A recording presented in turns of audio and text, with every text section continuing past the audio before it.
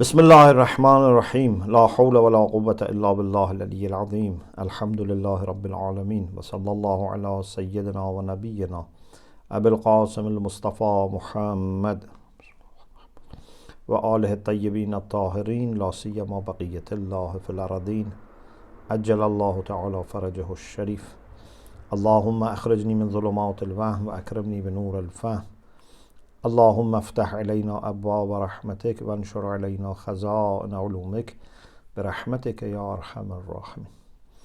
Alhamdulillah, we have tawfiq to continue our study of the sixth letter of Ayatullah Bahari Hamedani. As you remember, this is a letter he wrote for the children of the main tradesman in city of Tabriz, Malakut Tujjar. We reached the point about preparation for death and collecting our provision and preparing ourselves for our eternal journey. فالعاقل من جرد نفسه للمنية وهيئها للتنعم والتحية. A person who is wise, a person who goes by reason, who is rational, is the one that tries to detach himself or herself from worldly ties, free himself or herself for death, and prepare his or her soul for enjoying the beauties and bounties of the hereafter. If you want this and you want to join them, so think about the condition of your similars, people that were your friends, your relatives. You live together, you shared experiences, memories with each other, but then they passed away.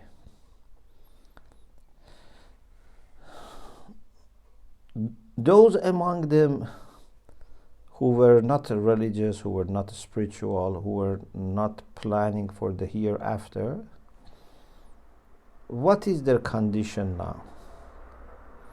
What have they achieved? What happened to their dreams? They used to enjoy themselves in worldly pleasures, but what type of pleasure, if any, they have now? They are now very much alone, no friend, no group, no party, no club. I don't know, nothing to give them pleasure from outside. No large houses, no, I don't know, large gardens. من كيف انتقلوا من أنس العشرة إلى وحشة الهجرة. How they have been going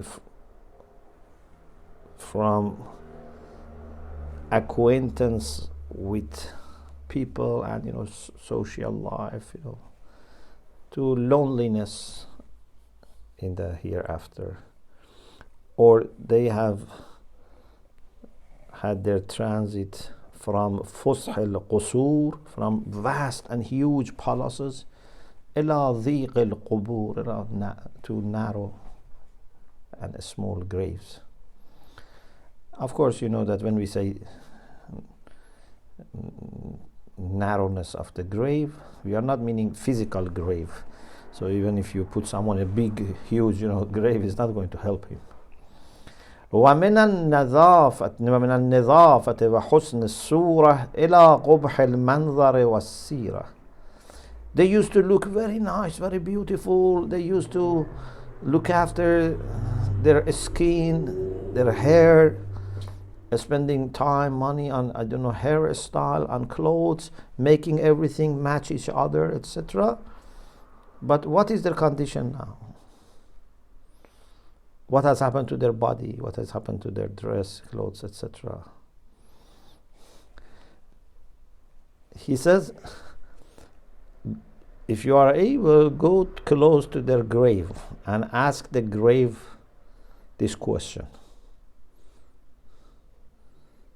in a language which is fasih, which is eloquent.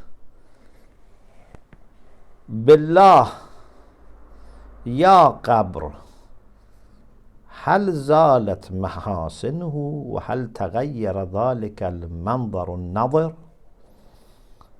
So, by Allah, please tell me,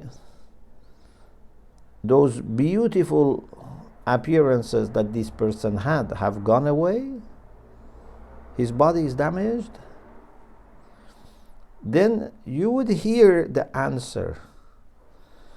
Maybe not you are able to see the situation in Barzakh, maybe you're not able to hear any voice, but you can feel this answer.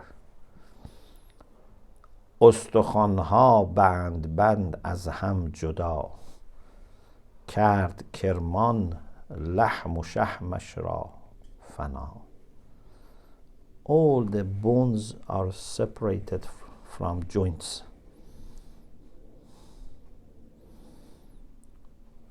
The flesh, the fat in the body are eaten by worms and insects.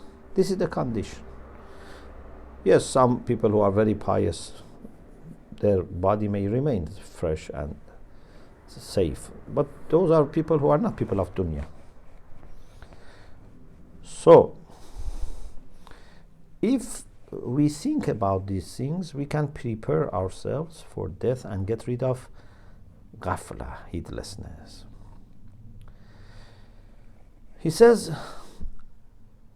ala etihal, in any case, my dear friend, ya habibi, people have different conditions with respect to death.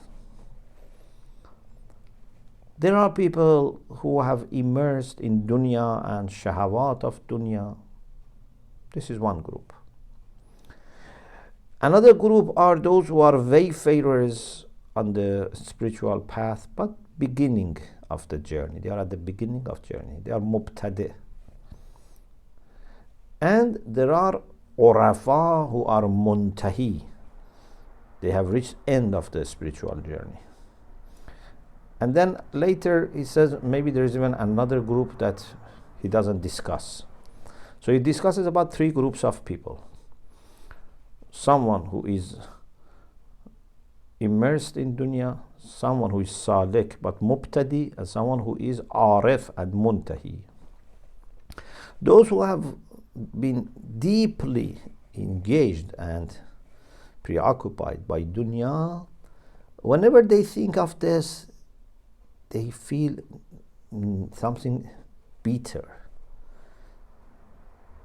They don't like to talk or think about death. For them, death is a troublesome. Even mention or thinking about death is troublesome. Because it's separation from their beloved. Their beloved is dunya. Death is separation from the beloved. So it's a very bad thing for them. They think death is a kind of barrier, an obstacle, doesn't let them reach their goals. So they are enemies of death. And even if they know that they are going to die, but they don't want to think about it and they don't want to benefit from remembrance of death. The second group, which consists of salikin, who are mubtadi, those who are in the beginning of their spiritual journey. So when they think of death, they get energy to work for akhirah, to do more hasanat, more khairat, to speed up their journey for acquiring virtues. But they have a kind of dislike also about death, because they are worried that before they reach perfections, they may die. He says these people are excused. These people are not considered as people of dunya, or what he calls kilab dar al-ghurur, animals of dunya. These are not even considered as people who dislike liqa'ullah, and therefore Allah dislikes, because there are people that they don't like liqa'ullah and Allah dislikes their liqa. In some hadith it says that those who are mu'min at the time of transition, they would see what is there for them, and therefore when they die they don't dislike liqa'ullah, because it's very bad to dislike liqa'ullah. So maybe in dunya they used to dislike it, but when they see what is there, they don't dislike it. So he says these people are not considered as those people who dislike liqa'ullah. And the reason is that they are not people of dunya. They are prepared. They are preparing themselves for death. They are trying to collect provision. But because they are at the beginning, they are worried. So therefore they say, if I die soon, I'm not prepared. So there's a kind of dislike, but not for the sake of dunya, for the sake of being ready for the departure. Then there is a third group. This is Salik, the Arif, which is Muntahi, someone who has reached the end of journey, or is at the end of the stage. He says, of course, there is no benefit for us in talking about them because they are much higher than us. But anyway, we need to think about it. They think about death and they are eager for death. حُبًّا لَهُ وَشَوْقًا مِنْهُ إِلَيْهِ. They have love for death. They have eagerness for it. Why? Because in death there is meeting with their beloved. Therefore, Amir al-Mu'minin salam is quoted saying, Wallahi, labnu Abi Talib, or here says, Ibn Ibn Abi Talib, آنس بالموت من الطفل بثدي أمه. By Allah, the son of Abu Talib is more acquainted with death than a child, an infant, is acquainted and is eager to be with a mother and be fostered by the mother. So there is ishtiyaq, there's no dislike, there's ishtiyaq, there's eagerness for death. لما فيه من الخلاص عن سجن الطبيعة والوصول إلى الدرجات العالية الرفيعة. Because in death there is freedom from this prison of nature, material world, and is reaching highest ranks. And therefore Amir al-Mu'minin said when he received the strike of Ibn Muljam, فُزْتُ وَرَبِّ الْكَعْبَةِ. Fawz is success, is winning. And then he says there is another group that he doesn't mention. Of course, when he says, for example, that Amir al-Mu'minin was like this, it doesn't conflict with saying that Amir al-Mu'minin may also be in the fourth group. There is a key point here, please remember this point, that sometimes in the Quran, in the Hadith, or in the lives of the Ahlul Bayt, we may find things that relate to different stages. There is no conflict here. It's like, for example, a very simple example. Suppose I have graduated from university in a field like maths or physics or chemistry, whatever. Sometimes I may say things that relates to me studying what is taught in primary school. Sometimes I may say things which is about intermediate school, secondary school, sometimes about high school, sometimes about bachelor's, sometimes about master's, sometimes about PhD. I have all these experiences and I have information about all these. Depending on the situation, I may say different things. So if I talk to someone who is in high school and I talk to him in that level, it doesn't mean that I am not in a higher position, or I don't understand people who are in lower situation. So this is a good point to remember, that it's not here, but this is my understanding. He doesn't say who are the fourth group, he just says وَلَنَا قِسْمٌ آخَرْ أَعْلَى وَأَرْفَعْ مِمَّا ذُكِرْ إِلَّا أَنَّهُ لَا مَقَامَ لِذِكْرِهِ. It says we have another group which are higher, greater than what we have said, but there is no place for mentioning them. Who are they? Maybe they are mukhlasun, maybe people who have no questioning in front of them, and death, not death, dunya, akhirah, all are the same for them. They are only thinking about Allah subhanahu wa ta'ala. So he says, in any case, I hope that you would not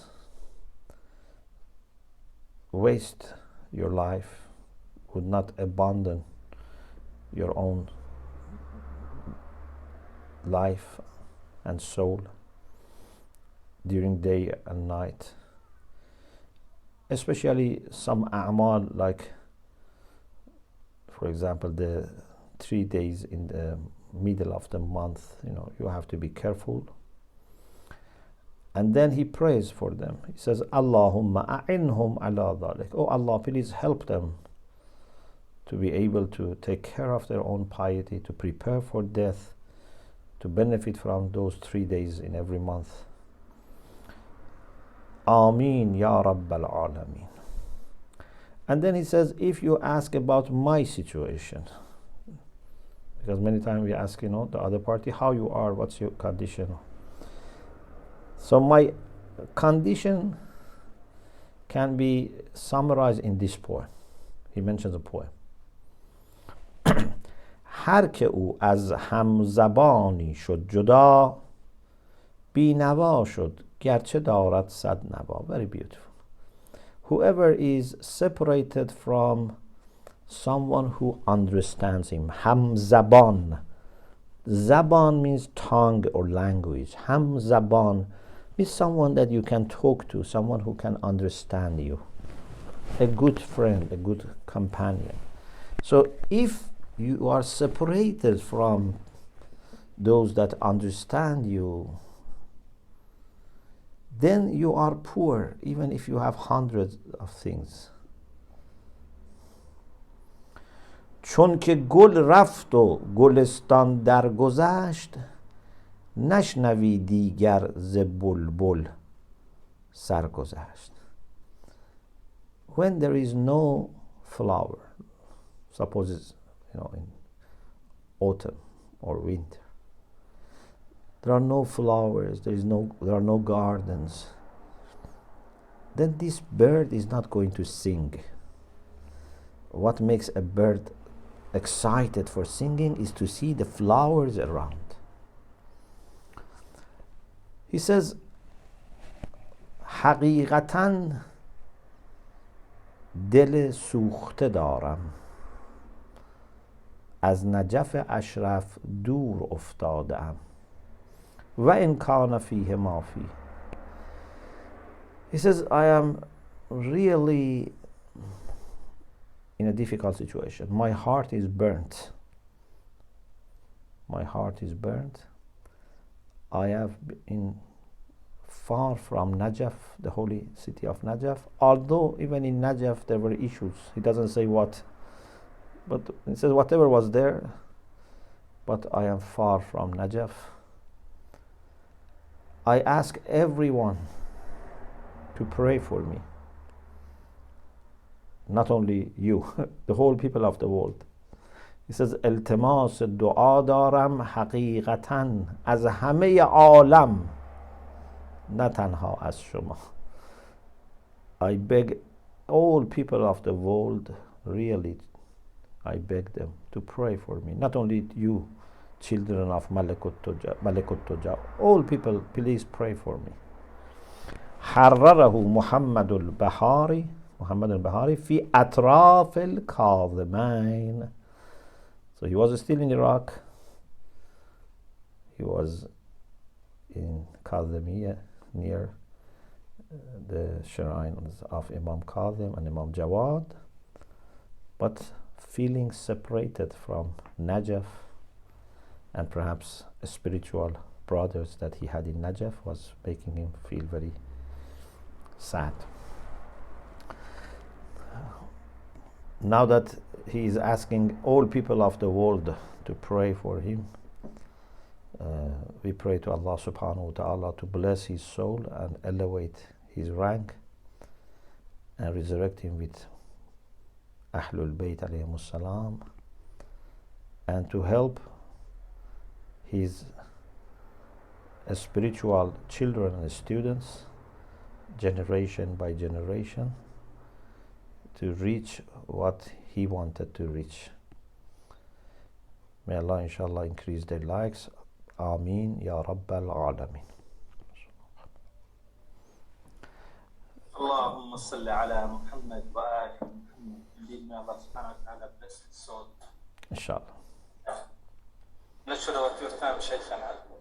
Yeah, so Alhamdulillah, we finished this letter. So we don't start the next letter till next week. So next week, inshallah, we go to letter 7. Inshallah. Inshallah. So we have time for a few questions. Yes, time for a few questions, inshallah. Inshallah. We start with Brother Amir. You're welcome to ask your question. Assalamu alaikum, Sheikh. So basically, Alaikum assalam. has been doing it for a couple of years. Like, what if someone, like, he understands Islam, he understands the spiritual warfare, the benefits, and whatever, but hasn't gained anything in dunya and just feels burnt out? Like, he wants to leave the path, like, severely, because, like, you know, like let's say going in extremes, like not sleeping and like not eating as much, and like you gain some benefits, like better character and stuff, but like you just feel burnt out, like you haven't, like as a youth, you know what I mean, who did spiritual warfare, and like you're just burnt out now.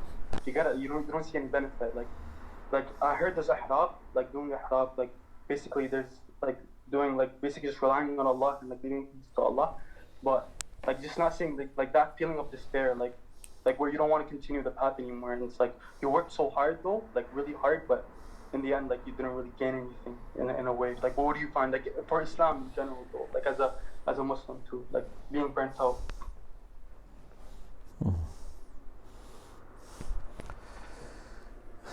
Actually, one of the previous letters was answer to your situation.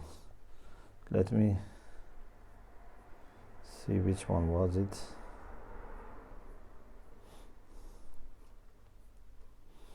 The Sufi one. You know, the one that was saying, you know, why you are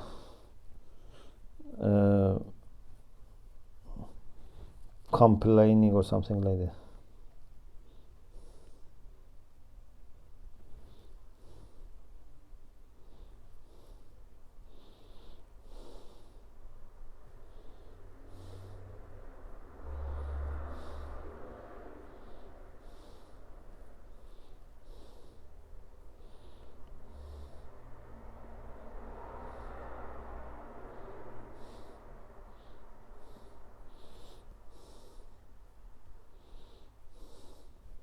Yes, it's letter, the second one.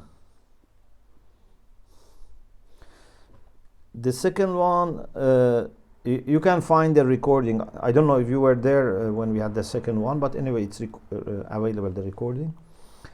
So, this was a letter he wrote to a sheikh. And he says that you complained, قد اشتكيت من سوء حالك وتفرق إخوانك وقلة أعوانك. And then he gives different possibilities of why he may feel this, and he tries to answer. It's very good if you can refer to letter 2. So basically, if someone has been working hard, really seriously working hard on spirituality and has not get anywhere, first of all should make sure that what he did or she did was according to the Sunnah, according to Aql, according to the teachings of Ahlul Bayt and instructions of our ulama. Because sometimes people unnecessarily make life difficult for themselves and they think they must achieve something, but they have neglected some other things. This is number 1. But if you really did everything properly, salat on time, nawafil, tahajjud, helping poor people, being kind to people, being nice with your family, if you have really done all these things and you have not felt any breakthrough, you have to be persistent.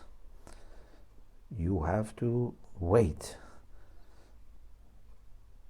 Ayatullah Qadi Tabatabai Rahmatullah Alayh, after about 40 years of great spiritual struggle, the door was opened for him.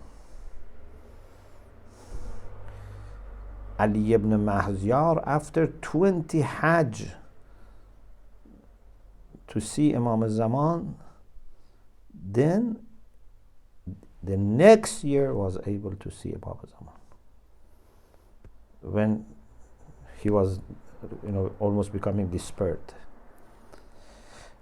Akhun Mullah Hussein Ghuli Hamedani, who is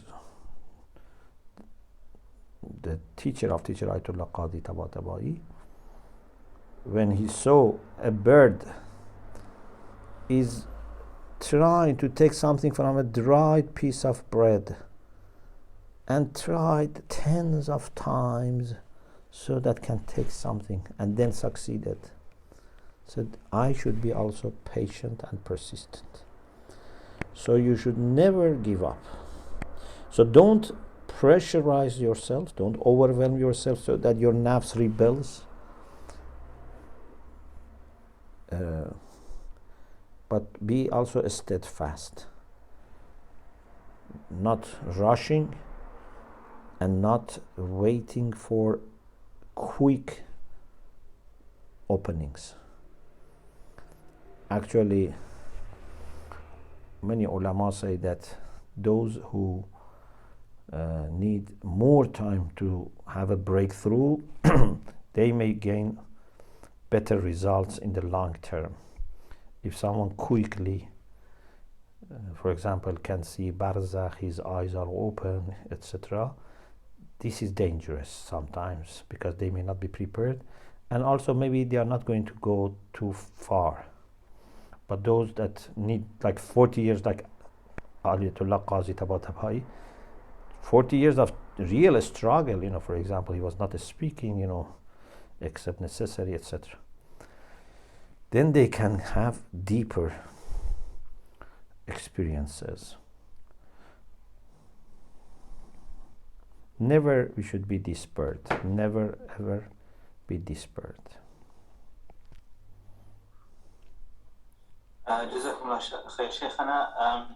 Sister Anna, please feel free to interject and explain the question. I read it. When people come up with new reflections and ideas, there's no way to verify with anyone that this is true, because no one has come up with this before, or because it's not popular yet. So how do we think, create, and remain truthful in this sense? But these reflections can be checked. They can be checked against Quran, Sunnah, Aql. Even if they are new, we can check them. But sometimes when we check them, we realize they are correct. Sometimes we don't find problems with them. We say there is no problem in this, but we cannot say they are definitely true. But in any case, we need to check them. If you are not able to find any way to verify them, put them in a special place in your mind for further assessment. Don't accept them, don't reject them. فَذَرْهُ فِي بُقْعَةِ الْإِمْكَانِ, as Ibn Sina says. But we cannot we cannot accept anything and act upon it unless we can verify it.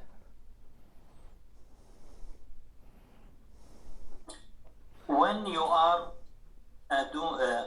doing a good work, how do you judge your intention? Is it for Allah, or you just want to look good in the eyes of people? Yeah, that's a very good question. For example, there are different ways to test. If you do something and people don't know about it, but Allah knows, of course, do you feel bad? If people know, do you feel more encouraged? Or sometimes if people know, you do it. If people don't know, you don't do it. This is one way of testing our sincerity. If you know something is pleasing to Allah but people don't appreciate, will you do it, or you only do things that people appreciate? So these are things that we need to test. But sometimes after all checking and tests, and you think it is sincere, still you must give a little chance to this may not be sincere, because our nafs is very complicated, and sometimes from one aspect it seems sincere, but later you may discover that there were traces of insincerity there which were hidden. So it's very difficult. I personally always think that who knows whether my actions are sincere or not. Even those things that you may think they are sincere, still you are not 100% sure. At least I am not 100% sure most of the time, or almost every time, because I say, nafs is so complicated. So we don't want to be hopeless, but we shouldn't also dismiss the chance. You remember I said that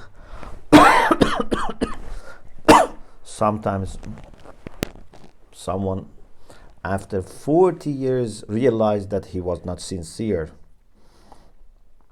He was always attending, for example, Salatul Jama'ah. He was always in the first row, and he was thinking it's sincere. But one day he was delayed, and then he was staying in the back rows, and he felt very unhappy. He felt very embarrassed, and then he examined his heart and realized that it's because people would think bad about him, he would always go for the first row. So maybe initially he was sincere, but little by little, then it was expectation of people, and he had to meet their expectations about himself and do like this. Or on the other hand, sometime after 40 years you may realize you are sincere, like Ayatullah Sheikh Muhammad Hussein Isfahani Gharavi Kompani, teacher of Ayatullah Khui, Ayatullah Bahjat. He was coming from a very rich family. His father had factory. I heard a factory of electricity of Najaf belonged to him. They were of course from Isfahan, but his father was very rich and had only this son or this child. But he was living very simple life. So one day when he became a great mujtahid and teacher, they saw him smiling. They asked him, why you are smiling? He said, I purchased some potatoes or onions, I think potatoes, and the bag was torn and they dropped. How much value has potato? It was not very expensive. But he said, although I am a mujtahid, I sat down and picked up all the potatoes and I didn't feel anything bad. And then I remembered that when I was a young talabi, I had very expensive rosary, tasbih, each seed valued a lot.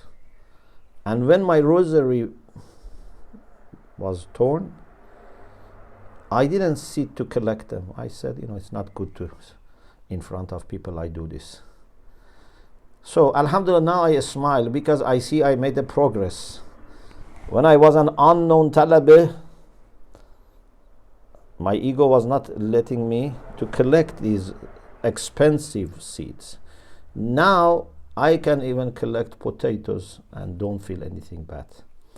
So sometimes it takes decades to realize whether you are sincere or you are not sincere. You have to always be careful. You have to always watch yourself. Don't dismiss quickly the chances of insincerity, but don't become also hopeless. Sister Yasmin, you have a question, you are welcome to share.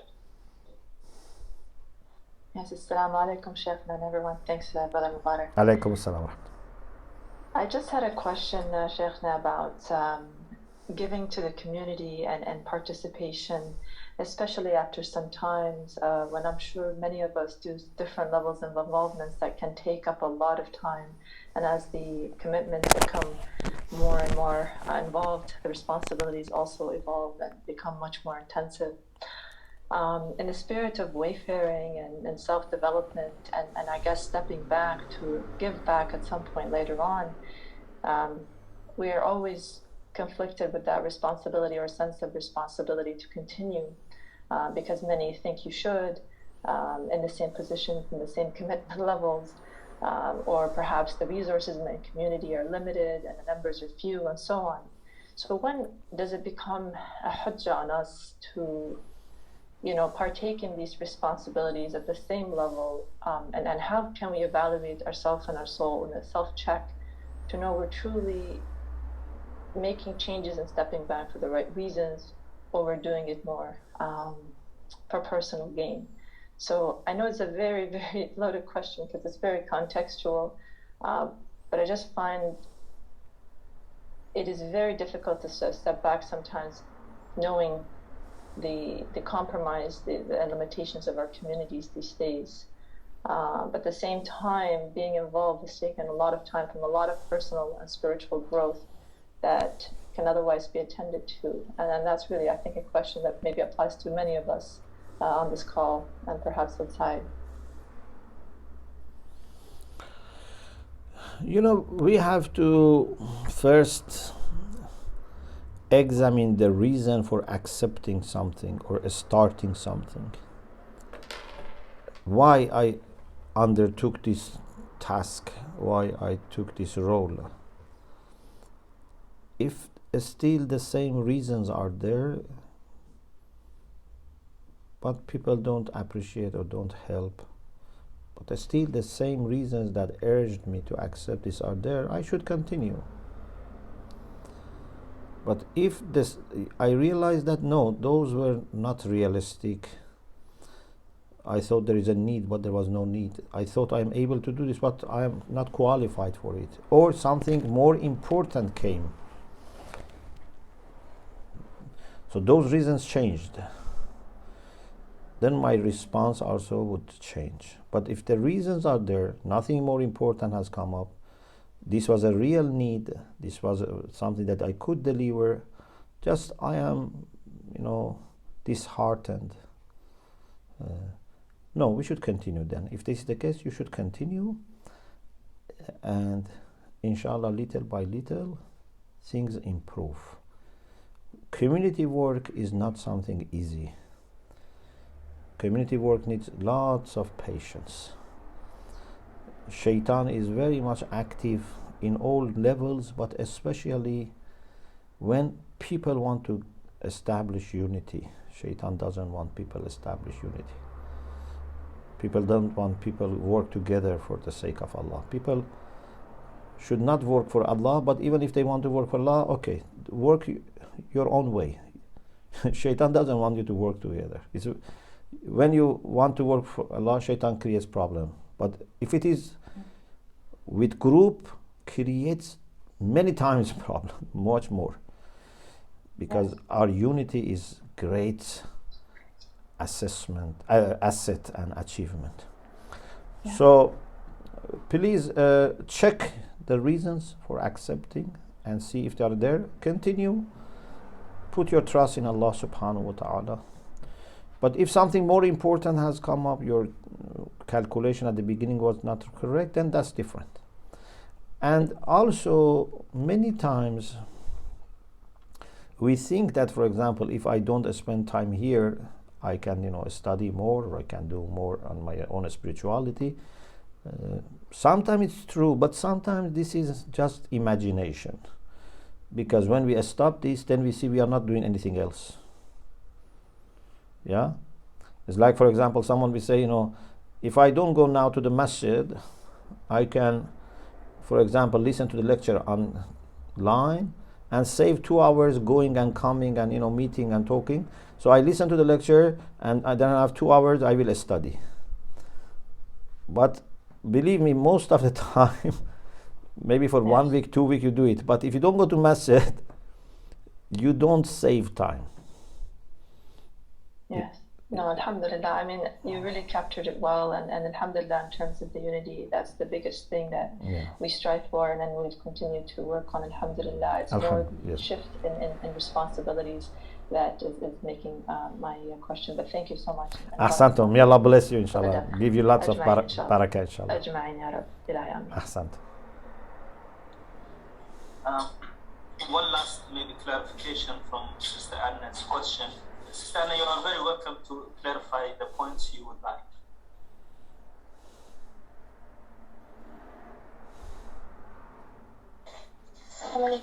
Assalamu alaikum. So, for example, if it's a discourse and you're actually asked to be creative, and it may remain and it may spread, but it's very clear that it's not said from the position of authority. And if you keep checking all the time, first of all, you cannot be creative like this because you're always checking back with someone. And second, you will have to bother other people all the time with questions. So is it acceptable, for example, to write or to say something that you just came up with? It might make sense, it might not make sense to others, and you're open to criticism, but it may not be true. Yeah, so if I understood well, you mean that sometimes an idea comes to mind that in your assessment, based on your background, knowledge, experience, you don't find any problem with this. But you are not still sure, because maybe if it is raised to a scholar, would say that this is not acceptable. And maybe they say it's acceptable. Yeah, and you're actually asked to bring those ideas. Yes, and so it depends to whom you are going to mention this. If they are people of discerning, that's fine. If you are people of not necessarily discerning, but still they are careful, they listen to you, and they keep it on a place in mind for further reflection, that is okay. But if they are people who are going to accept from you, then you have here responsibility of making sure that you give them something which is checked. So it's like, for example, sometimes there are people who are cooking and they are very experienced. You say, no, I was in the market, for example, and I purchased these things. You put it there, whoever wants, they can benefit. But sometimes you cook something and give to people and they're going to eat. It's not that they're going to take it as a raw material, they're going to use it. Then it's your responsibility to make sure that either you check it first or keep telling them, this is just an idea coming to my mind. I am not saying 100% is the case. I'm just saying as a something to stimulate thinking, to motivate thinking, raising a question, raising an issue. In this case, what if the project itself says that? I mean, they have it printed out that we don't. And you think that people understand this, yeah? The people who are in that project. The people are general public, but I'm thinking, should we be responsible for people who, let's say, base their religious views on an internet article?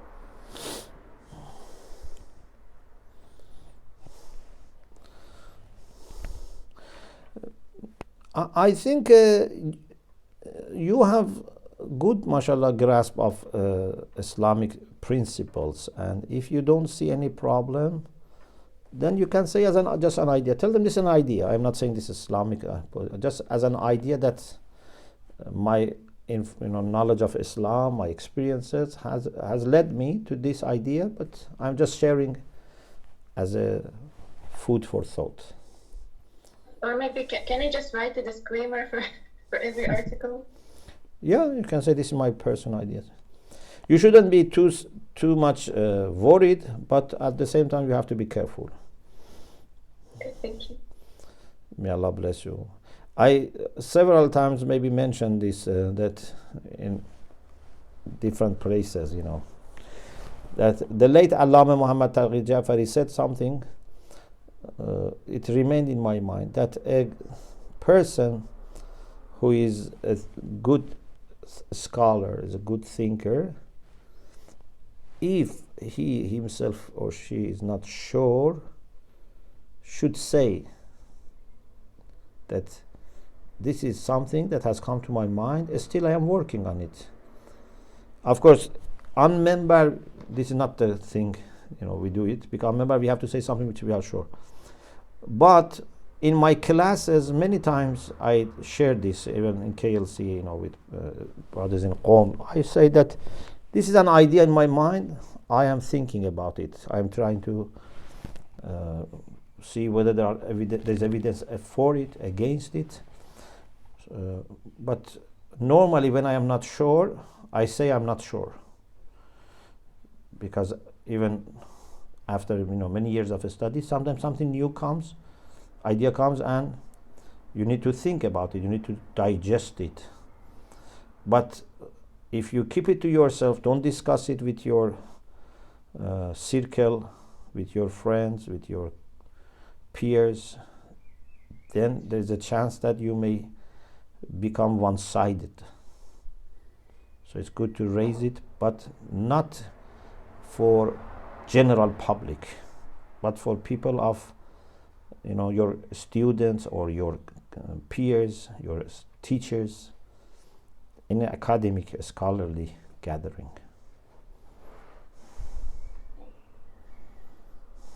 Alhamdulillah, we had such an extended, mashallah, Q&A session.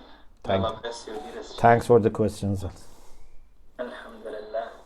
Mindful of your time, Shaykhana. Inshallah, we have 15 participants. So